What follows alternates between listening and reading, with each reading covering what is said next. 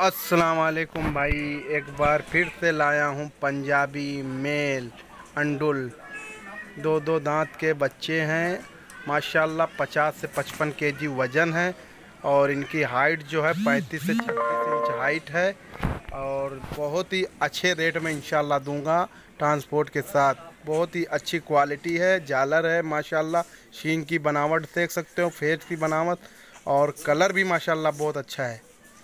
देख लो भाई, जिस भाई को लेना इंटरेस्टेड है नीचे दिया गया नंबर कांटेक्ट करो। और बहुत ही अच्छे रेट में ट्रांसपोर्ट के साथ देंगे दोनों बच्चे।